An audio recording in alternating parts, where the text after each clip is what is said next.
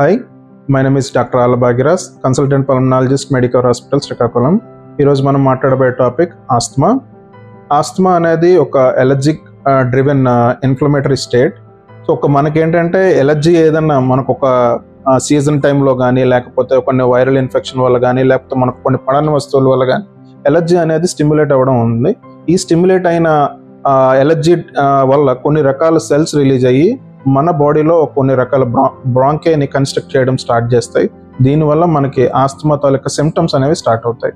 ఎక్కువగా దగ్గు, పొడి దగ్గు ఉండడం, వీజింగ్, పిల్లి కూతల్లా వినిపించడం అండ్ ఆయాసం అనేది రావడం, ఇవి ఎక్కువగా జరుగుతాయి. ఇవి కూడా ఎక్కువగా చల్లటి వాతావరణంకి ఎక్స్పోజ్ అయినప్పుడు కానీ, ఏదైనా ఎలర్జీ కొన్ని రకాల పోలెన్ గ్రెయిన్స్ అంటారు, మనకి పొత్తడి రేణువులు లాంటివి, వాటికి ఎక్స్పోజ్ అవ్వడం వల్ల, కొన్ని రకాల పెర్ఫ్యూమ్స్ కానీ, మస్కిటో కాయిల్ తాలూకా వ్యాపర్స్ వల్ల కానీ, కొన్ని రకాల అగరబత్తి తాలూకా వ్యాపర్స్ అవ్వచ్చు, లేకపోతే కొన్నిసార్లు ఏసీ వెంట్స్ అవ్వచ్చు.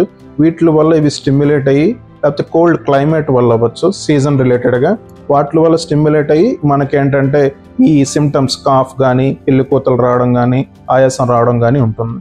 వీటిని మనం కంట్రోల్ చేయడానికి ఒకటి ఏదైతే మనల్ని ఇబ్బంది పెడుతున్నాయో వాటిని మనం అవాయిడ్ చేయడానికి ట్రై చేయాలి. రెండోది ఏంటంటే ఇన్హేలర్స్ క్రమం తప్పకుండా వాడుకోవాలి. సీజన్ అంత టైంలోనే మనం ఇన్హేలర్స్ కరెక్ట్గా వాడుకుంటే మనకు ఆస్తమా అనేది కంట్రోల్లో ఉంటుంది. ప్రెగ్నెన్సీ టైంలో ఆస్తమా వాళ్ళు డెఫినెట్గా ఇన్హేలర్ అనేది వాడుకోవచ్చు. అదేమి దానివల్ల పిల్లల మీద ఎటువంటి ఎఫెక్ట్ కలగదు. బట్ ఒకవేళ ఇన్హేలర్ అనేది వాడకపోతే పిల్లలకు హైపాక్సియా రిలేటెడ్గా పిల్లల్లో ఏదో ఒక డ్యామేజ్ జరిగే అవకాశం ఉంటుంది. సో డెఫినెట్గా ప్రెగ్నెంట్ ఉమెన్స్ అనేవారు తప్పనిసరిగా ఆస్తమా కోసం ఇన్హేలర్స్ అనేది తప్పనిసరిగా వాడుకోండి. Thank you.